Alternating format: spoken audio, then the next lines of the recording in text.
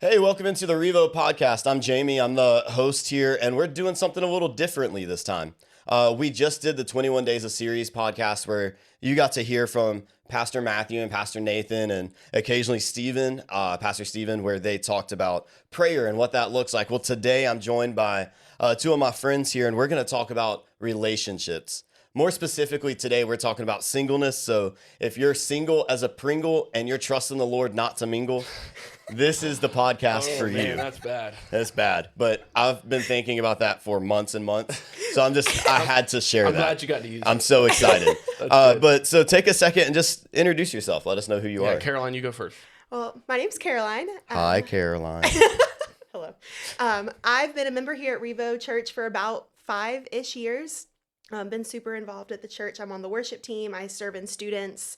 I'm also a teacher and I work at Biddy and Bo's coffee shop. But most importantly for this podcast, I've been the chronically single friend pretty much my entire life. So I've had a few relationships here and there, but I've always been Caroline, the fun single friend. So yeah, that's me. That's me too. Caroline and I, we've known each other for a long time, and it like goes back to middle school. So we've always been the single people. You guys may know me, but if not, I'm the North Campus pastor here at REVO. I've been going to REVO for about 5 years, but been the North Campus pastor for about 3. I got saved at 8 years old, but I don't think I really started following Jesus for real until teenagers. I was probably 15 or 16.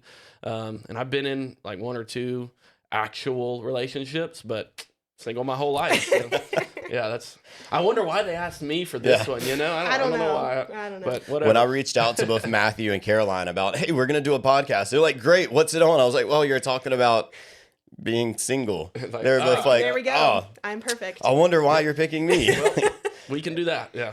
So here's the thing. This might sound crazy to y'all. Maybe you felt this, but I think there's a lot of Christians that would view being single actually as sinful.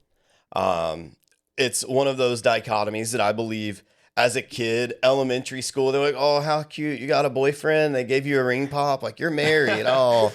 And then you get to middle school and it's like, you better not date my daughter. Mm-hmm. And then you get to high school, you definitely better not date my daughter. Yeah, There's that country song about cleaning the gun, right? Yep. Love that. And then as soon as you graduate high school and you go to college or you get out of college or you start a job, all the people are like, so why aren't you married yet?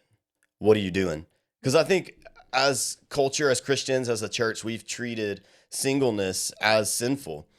We've treated it as the sole focus of your entire life is being married, being with somebody. So I'd love for both of you to just share some thoughts on that. Is that off base, or do you feel like that's something that people tend to focus on? Do you think was people trying to set you up all the time? Like, I'd love to hear just some of your experiences of the idea of singleness being a sin and how y'all handled that. Yeah, I mean, I don't think singleness is a sin at all, and I don't think people even sometimes think it's a sin as much as it's like looked down on as a lesser form of life. It's like if you like, there's being married, and that's A tier. That's the best. Like that's the best life. Yeah. If you're single, like that's not bad. It's not wrong. It's just not as good as being married. It's like married with kids. Yeah. Is S+ of greatest. Yeah. And marriage is the best. We're getting like a B or C in life. Okay. Right. It's still passing. Like you're not failing. You're still passing. Not failing. Yeah, you're not failing, but you're not as good as you could be. Idea, which I think is entirely wrong. But I've definitely felt some of that before too. I've also had so many people try, not even just like set me up, but it's just like, oh, they're single, you're single, you should date. And it always, you should just date. And I'm like, you failed to Except take a lot of times they skip the dating. They're like, y'all should just get married. Just get married. Yeah, just get married. Right. It's always, y'all, why don't y'all just get married? I've never met them. Right. And also I'm like, have you taken into consideration like compatibility? Like I have a big personality. I've never heard them speak a singular word. Yeah. So do you really think this is going to work? They're like, well, they're single. And I'm like, I do have more criteria. Right. Yeah. It's like, well, do they know Jesus? I don't know. Their parents aren't like, well, that's not good enough. Right. You know, I know Christian parents with sinful people. Right. Do you ever feel like with people constantly making it such a focus, is that something that for you've had to fight against? Or do you feel like at times you make singleness and, you know, the idea of relationship, dating, marriage, like, is there times where that's been like a big focus for you? That's a great question. Yeah. Hitting the hard hitting question. Yes. I'll just answer yes. And if you want to add more, you can go for it. Yeah, I feel like so frequently people are quick to say things like, you're a catch, or like, but like, why don't you just lower your standards? Because, like, I feel like you're just being too picky. And I'm like, or maybe I know what I want, and I know that God has a great plan for me. So why would I lessen that just to get what the people around me in the world say? Because for me, I want, Preach. for me, I'm like, I know A, what I deserve, because girls, you deserve it. But B, I know what God has planned for me, and it's better than anything I can imagine. So I'm not willing to lower my standards or just be like, I'm great, everything's going to be great, anyone will date me. But instead it's, no, I'm going to take the time and the waiting and be like, work on myself, work on my relationship with God, and just be okay. I'm not a patient person. So it's been really good for me to be like, oh, like, I'm okay. Like, this is, waiting is okay. I think the problem with people trying to set you up is that it can seem like they're saying to you, Caroline, you need to be married to be happy. And so let me set you up and help you be happy. Or, it's kind of like, oh, Matthew, you poor thing. You're like, you're 27, you poor thing. Here, let me help. Like that. And that's a lot of times the vibe that you get. It's like, that's not the most encouraging thing to hear. However, I think, we need to give give them a hard time. I think we need to give our friends and family the benefit of the doubt, and not assign motives to them that they didn't say. They also do care about us and do want us to be happy. Right. I mean, so it's then our fault as single people if someone who loves you is trying to set you up, trying to help you out. But what you see and you hear is, oh, you poor thing, let me help you out. It's like, I don't want this to be a pity party for all the single people and like, oh, let's hate on all the married people that try to set us up. Because like, if what they're saying is, I'm trying to help you do something that you want because you've expressed that you want to get married one day, and they're trying to help you with that, then you don't need to be like, well, quit trying to set me up because, you're just treating me like I'm some poor thing. So, but I mean, chances are like you do want to be married and they're trying to help. So like take them up on the offer. Like if you needed a job and somebody sent you job listings that they thought would fit you, like, would you be mad? No, amen. You'd be helpful. We get mad sometimes. People do that with singleness. That's something that I've seen. So Casey's brother, y'all know, my wife. I'm not in the single crowd. Spoiler alert. But flash that ring for flash that $1 ring that I keep losing and breaking. Amazing. There you go. But Casey's brother is single, and that was something that. He's 27 or 28. Forgive me, Dustin. And so all while he was single, he graduated. Specifically his mom and dad. I've shouted you out now, Mrs. Potts. Yeah. Her focus was, we got to get Dustin married. Why is Dustin not married? And me and Casey were like, Dustin's living his life. He's living his best life. Why are we so quick to jump on the board of he's not married, so he's missing out? And why can't we instead say, hey, Dustin's serving the church. He's loving God. He's doing all these things. And so that reminded me of a passage in 1 Corinthians. Paul, he's a pretty famous guy biblically. If you've ever read the Bible, you know who Paul is. But if you don't, he wrote a book called 1 Corinthians. And listen to what it says here in chapter 7. This is Paul writing, and he said, I wish that everyone was as I am, but each has his own gift from God, one this way and another that. Paul said, to the unmarried and the widows, I say that it is best for them to remain as I am. Now, Paul was the definition of single. He was not married. He didn't have a wife, a girlfriend. Paul was not married, yet we know what he did. Paul went on 3 different missionary journeys. He was instrumental in the spread of the gospel. Paul was the one that wrote essentially most all of the New Testament. If you open up the New Testament, you're probably going to hit a book that Paul wrote or that is about Paul, being the book of Acts. And so you see how Paul served God, how he was on all these different missionary journeys. He planted churches. He was writing books, seeking the Lord and wanting people to seek the Lord. Because he was using his singleness as a gift to serve God. So do you ever feel like being single, has that helped you serve the Lord? Or because I think people look at that and be like, well, you're just missing out. But at least for Paul's saying, if you're single, like, I wish you would remain single, because look at what you could do. So how do you think when it comes to serving God, being single has helped you? I feel like a benefit of singleness is not having to consider a schedule of somebody else. And so that's given me the freedom to be able to say yes to so much more. Yes. You know, although I do have a bigger personality, I don't like trying new things and doing new things. I like to have, I always say, a comfort person, like somebody I'm familiar with or like close with to like start the new thing. And then once I'm there, all bets are off. It's over. That's fair. But, you know, graduating college and moving back home, I was like, I'm going to get involved in a church and it's going to be great. But I didn't have anyone with me. So I had no choice but to put myself out there and just do it. And so with that, since I didn't have to consider anybody else, I was able to say yes to just about everything. It turned into me absolutely overcommitting myself. But now...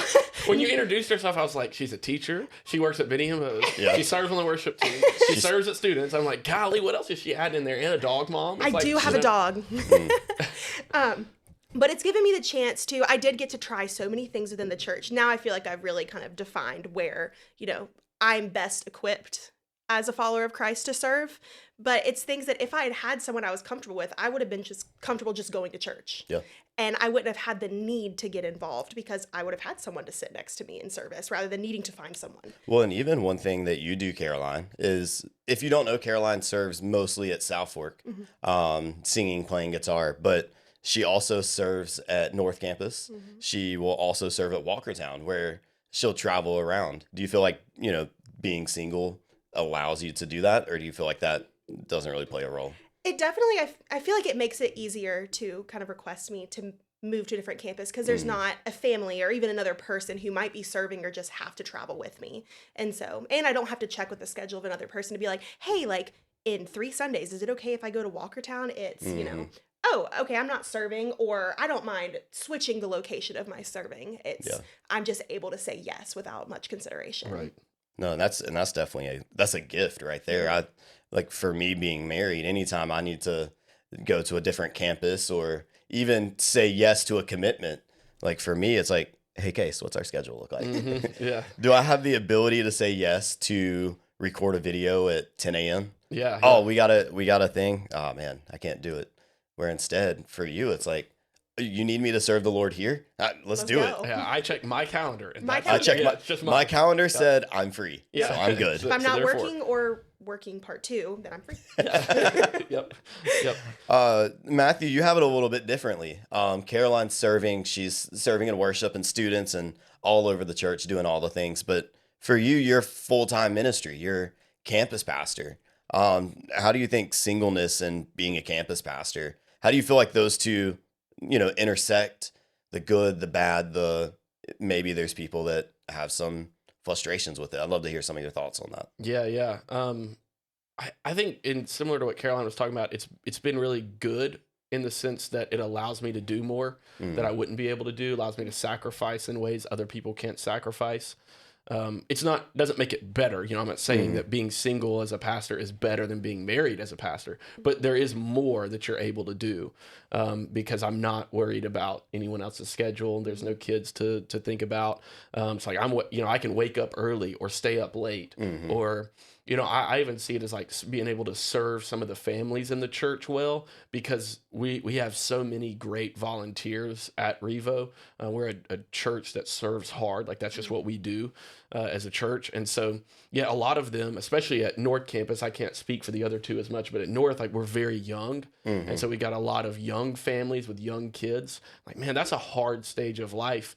And so there are times where somebody can't, you know, fulfill their volunteer commitment because their kid got sick, or they are going to come in and do the best they can, but they've got to bounce really fast because of something going on in their life. And I can just take that on my shoulders. Whereas if I also had a wife and kids, like I wouldn't be able to do that. That thing would just go undone, or it would fall on somebody else's shoulders. And so, you know, I see it as a blessing in that sense, and that I can have opportunities to serve differently. And I only know of one couple that has left the church because they didn't like a single pastor. They wanted their pastor to be older and married. And I don't have any will towards them. I understand that, like that you think that there's either a biblical reason or you want someone with more knowledge, more experience, more wisdom. Like, I get that. No hard feelings. I mean, heck, I love going to people who are older than me for advice. I like going to people who have been through stuff for wisdom. Being able to look and say, hey, you got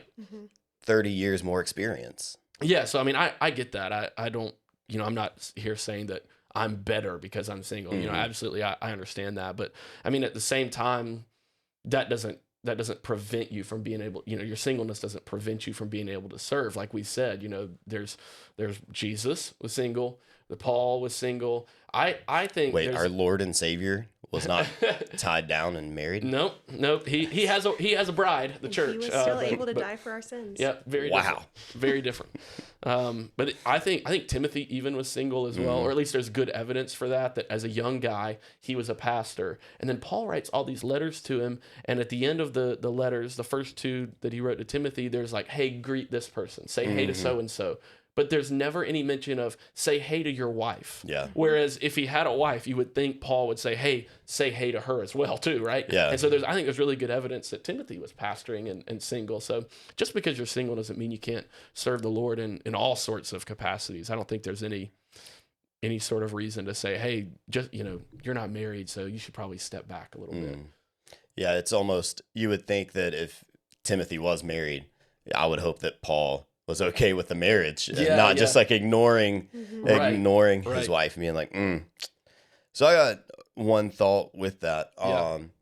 So with people that are married, do you ever have, I'm curious, do you ever have, being single, do people come up to you and be like, Caroline, this happened and I need your thoughts on it? Like, do you ever have people like asking you for relationship advice, and how does that kind of play into being single? Do you feel like does that happen to you? Does that ever happen? I'm interested to know your answer. Yeah. Because I'm in a little different situation. So I'm really interested to know your answer. Not a ton as far as relationship advice, but more just like, can you believe my husband did this last night? And I was just like, you married him. Sounds like you picked him. Right. Sounds like a typical guy to me. Yeah. So as far as like direct advice, not a ton. Maybe just advice about them and their heart and things like that. But as far as specific relationship, I really don't. But I feel like you probably have a different. You probably get some from your students though, as they from my your high school girls. Absolutely. Hey, if you're a high school girl, I'm gonna tell you right now, that boy don't love you. No. Don't date. Don't date. Period. Don't do it. It's a trap. Yeah, no, I get some of that, especially in terms of counseling, like when it's premarital counseling. Like I've got a premarital counseling meeting coming up real soon with a couple, but then also like marriage counseling, you get that. You get people who want biblical advice, and so like I'm like, I don't need, if you want advice from somebody who's experienced, obviously don't go to me. Like if you what you want is you want somebody to learn from their wisdom and their experience, like, man, you can Google that. You can find Christian counselors or secular counselors. There's probably 100 YouTube videos out there. Yeah, I mean, like if all you want to learn from is somebody's experience, like you can find that anywhere from anyone. But if what you're wanting is biblical wisdom, biblical advice, what does the Bible say? Like anybody can give you that that studies the Word, loves the Lord, and has spent time doing that. So I get that some, because I think a lot of the people that go to REVO, at least I've never had anybody outside of REVO ask me for advice, but I think a lot of them just know, hey, I'm not here to ask you about, your marriage. I just want to know about what would Jesus do? How does the Lord see this? How does the Bible talk about this? Does the Bible talk about this? All those sorts of questions. Well, and I think some people forget, like with the counseling or the pre-marriage or even the marriage counseling, right? They forget that the passages they're going to in the Bible, when they're reading like are Ephesians 5 and Ephesians 6, and they're looking at passages of Jesus speaking about marriage and relationships, they forget that Paul was single. Yeah. And Paul, like we read in 1 Corinthians, is saying, I wish you would just stay single. But if you can't do it, then you better marry someone that is good. You're right. And so I think they forget that, hey, if you're looking for experience, Matthew, you're like, if you want just life experience, go somewhere else. But if you want Jesus, like, I can tell you Jesus. Yeah. Your relationship tell you the status Bible. does not impact your biblical knowledge. 100%. Or your wisdom either. Or your Because wisdom. I mean, think about it. Like if you like, a lot of times people say that wisdom comes from experience. Well, if that's the case, then you should go to somebody who's been married and divorced 4 or 5 times because they've been married find out a what lot. they've done wrong. Yeah. It's like, well, no. We wouldn't advise that, right? It's like, no. They've obviously been terrible at it, but they've had lots of experience, right? So wisdom doesn't always come from experience. It's even, I mean, in James, he talks about how, ask God for wisdom and he'll give it to you abundantly. Right. Yeah. So if we're looking at wisdom. That's not, only if you're married. It's not ask God for wisdom once you're married and, and once have a spouse. And, in life. and then God will give it. He says he'll give it to you freely if you're seeking it. Right. So that kind of transitions into this. I would love to know, being single, kind of what your prayer life looks like, kind of what your Bible reading and your schedule looks like. Because at least for me being married, my schedule is probably vastly different than both of y'all's. So I'm not only thinking about me, I'm also thinking about Casey and her schedule and my schedule and how we can get things together. My prayer life is not so much for me, but more for us, or even praying for her and her specific things. So I'd love to know, from being single, what your prayer life looks like, what your Bible reading looks like, just how you are seeking Jesus. I think that is absolutely the biggest blessing and benefit of being single. Like, I am able to devote tons of time to seeking God. I don't have a kid to worry about. I have a spouse to also be sure to spend time with and make sure like I'm like, all right, I got to spend time with my wife and pour into her and spend a lot of time with her and do devotions with her. And, but I can focus on what I think I need from the Lord. I can focus on my Bible study, my prayer time. My nights are mine. My mornings are mine. I don't have to consider anybody else's schedule like you were talking about, or their preferences. Like I can go to sleep whenever I want and wake up whenever I want. And I don't have to worry about once I'm up, if I want to get up early and read and pray, like I don't have to worry about, I need to be quiet or else I'll wake them up. When I'm spending time with God, I'm alone, like truly alone. I can talk to God out loud as loudly as I want. I don't have to worry about interruptions, distractions, or the please shut up look, My dog does give me that look sometimes. Does he? So. Okay, yeah. I didn't think about, dog. That's fair. Lead the dog to the Lord. So yeah, I think that's one of the biggest blessings. All dogs go to heaven, so maybe he already knows Jesus. We could, that could be a separate podcast. We can debate that later. I do. I think that's one of the biggest benefits of being single. Like I've been able to spend and devote so much time to my relationship with God and to prayer that it's not impossible, but it would just look different, be a little bit harder, require a little more scheduling and intentionality. So I'm big fan. Yeah, I'm similar. I feel like I have the freedom to choose whenever I want. And I mean, as I've said, I have a very busy schedule. I feel like mine and your schedules look very different, even though we're both single and both have all that time. But I tend to fill my time with anything possible. Yeah. And so that's kind of given me, it's been hard for me to find like a specific time for me to sit down and read my Bible because I'm really tired. And I don't have any time where I just sit down. So I just recently moved into a new place and I was like, I'm going to make myself like a specific devotion area and I don't have to consider anyone else in my design plan. Yeah. So I can do whatever. Yeah. I have all the girls are like, yes. Girl, go off. Yeah. So I have all of my grandfather's old furniture. You hear them snapping. Right. So I have this gorgeous little like jewel toned plaid chair that I have set up I have a second bedroom. I call it my dog. It's Me my and dog's. Jamie are like, doesn't sound gorgeous to us. But no, it's actually the ugliest chair you'll ever see, but I love it. But it's in my dog's bedroom. Again, I'm single. I can do whatever I want. Yep, that's true. So, that's true. but I have that, and I have like a side table and a lamp, and I have blankets on it. It's so cozy, and it has been so transformative to have this space where I'm like, nope, I am gonna get up, and I am gonna spend this time, and it's just become a non-negotiable of my morning where. All right, I can get up. I can stop scrolling on my phone 5 minutes earlier when I wake up. That's possible. Surprisingly, I have to be at work at 7:30. So, and you know me, I am not a morning person. But can confirm.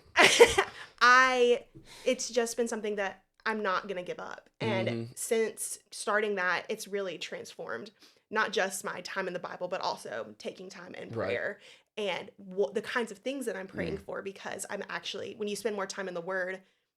more biblical things are on your mind. Yeah. Therefore, I feel like it also transforms your prayers and what you pray Yeah, for and how you absolutely. pray for them. I love that. I love the imagery of the jewel tone. I can send a picture in. I would Yeah, love yeah. that. You send the picture, we'll drop it in the Yeah, chat. yeah, put it in the chat. So I heard a pastor one time talk about how he would often pray for his then wife long before he even met her, praying for different things for her, that she would seek Jesus, that she would, grow in different areas. Is that something that for your prayer life, is that something you've ever done or considered? Just praying for, hey, I believe that, maybe your prayer is, God, if there's somebody out there, prepare them for me. Or maybe your prayer is, God, I just want to see you more each day and lead me. So is there any like specific prayers you think you've been praying recently? I feel like over the last year, I've always prayed for my future spouse, but it's for a while it was, God, like, give me a spouse. Yeah. God, like, why don't I have, like, Where is he? right, like, what's wrong with me? Like, Yeah. why is this not happening? But it was right around this time last year that I really don't know why. 21 days of prayer. What can I say? Well, Praise I'll God. take the credit for that Praise one. God. But my prayers really transformed into, yes, praying for my future spouse and saying, like, God, whatever he's going through now, make him be seeking you. Prepare his heart for whatever is in his life now. Make him be the best version of himself, not just for me, but for the king, serving the kingdom. Yeah. And then it also changed into, God, what can I do to prepare myself? Again, not for him, but making sure that I am the best version of myself and doing what I can do to be in the word and serving God in the best way possible. Yeah. Because if I'm doing all of that, then I'm going to be the best version of myself I can be for my spouse. Mhm. So I feel like changing my prayers into that has really changed my outlook on it. And it's been a lot less of, God, what's wrong with me? Or what's wrong with your plan that I don't have someone? Right. It's been, all right, in the waiting, what can I do Yeah, to yeah. ensure that I am being the best I can be? Yeah, mine's pretty similar to that. I mean, I don't have much to add. I don't It's like she pray. stole all of it. Yeah, I don't pray for my future spouse, like people might think. Like, I know that's a common thing that people talk about. Like, they've been praying for their future spouse for 20 years or something. And it's like, I honestly didn't pray that much. Like, most of my prayers have just been, God, send me a woman that loves the Lord. Like, that's the number one thing. Like, I want somebody who's all in for you. And outside of that, like, We'll figure it out. yeah, we'll figure it out. I mean, I prayed for silly things before that I don't think are wrong, but I prayed for, like, I would love somebody that likes sports so that we can watch sports together, because I love that. And I, prayed about I want certain Christian theological beliefs and political beliefs and, like, things that are like not as important, but still are like, hey, I would love this, God, if you would bless me with that. But most of the time it's not. It's just kind of what Caroline said. So as we wrap up this conversation, I know that there's people that are watching this that are struggling with just singleness. Maybe they've been single for 10 years and it's like, there's no one for me. There's no hope for me. God forgot about me. Or maybe there's people that are newly single, whether it's a bad breakup or it's some kind of divorce, or maybe even it's some tragedy that's caused some kind of singleness. So I'd love if you had any parting wisdom or final thoughts that you could just give to someone that maybe they're single, they found themselves single, or they've been single and they're struggling, and just some wisdom that you'd like to share with them. I'll go first because mine's short. You say mine's going to be long? No, I just know mine's short. So, and I know you. But I know mine's short. Going off what Caroline said just a second ago, don't focus so much on looking for the one. Be the one. Become the person that you're looking for. So, like, what are those traits that you really want in another person that you're going to spend the rest of your life with, and start to cultivate those traits in your life. Spend as much time as possible forming yourself spiritually, and focus on who you're becoming, and don't even think about the other person as much, because right now your focus is, how am I following Jesus in my situation, in my circumstance? And it's not, well, how is somebody else following you? You know, it's how am I doing it? And the other thing I would say, and this may not apply to you, so if it doesn't, then that's fine. But I would ask you to really consider if this applies to you, to really do some soul searching. Get off social media. Ooh. Delete your social media apps. And it doesn't have to be forever, but maybe do it for a month at a time, or then maybe 3 months. I did one summer one time, so the whole summer for about 3 months I wasn't on. I did it for Lent one time, so 40 days before Easter. You know, take moments, not just a day, but like long periods of time to be off social media, because that will so quickly get you anxious. Somebody else got married. Oh my gosh. You know, wait, they got married? Oh, she was cute. Now she's married. Now she's engaged. You know, it's like you start seeing like, oh, now they've got a boyfriend now. They're off limits. Missed opportunity. You know, it's like missed opportunity. Or you start seeing people posting about how happy they are, and you start to lose joy in your circumstances. And so maybe, you know, if you can control yourself and spiritually you're good, and so you don't have to worry about that, then keep your social media. That's fine.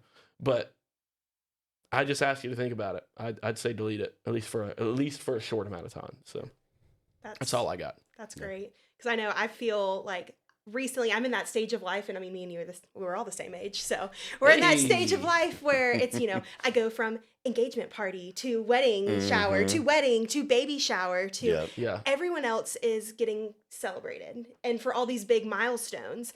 And I love being there for that and celebrating people. But sometimes it can get easy to get in your head and be like, when is it going to be my turn? Not to have the celebration, but just to hit those milestones. Right.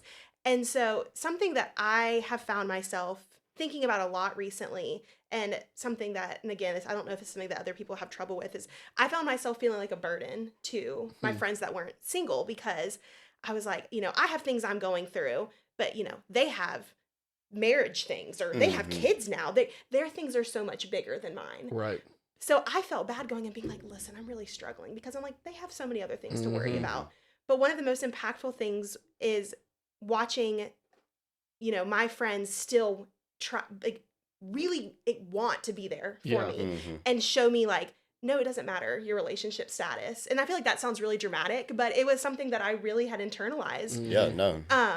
But watching my friends continue to be there for me despite, you know, whatever they have going on, and show me like, I'm not a burden because I don't have someone specific to go to. Like, our friendship is still important, and it doesn't matter. And I feel like it's the same when you go to Christ. Like, your problems and things, it doesn't matter how big they are or what they look like in comparison to other people's. They're still yours. And so still bringing them to God no matter what it looks like. I feel like that has been something that's been really, really impactful for me recently. No, that's great.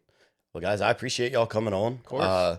For everybody listening, all the hundreds of thousands of people that download this podcast. Sorry, I didn't mean to. I'm glad you got to I'm glad you got to hear what it looks like to follow Jesus and deal with singleness. Next week, you'll get to hear about the struggles of being married and having no kids. The ideas of is kids the most important thing in your life? Is being married the sole focus of having kids? What it looks like to follow Jesus without kids, and the journey of that. So I'm excited for you to hear that next week. But thank you for joining us.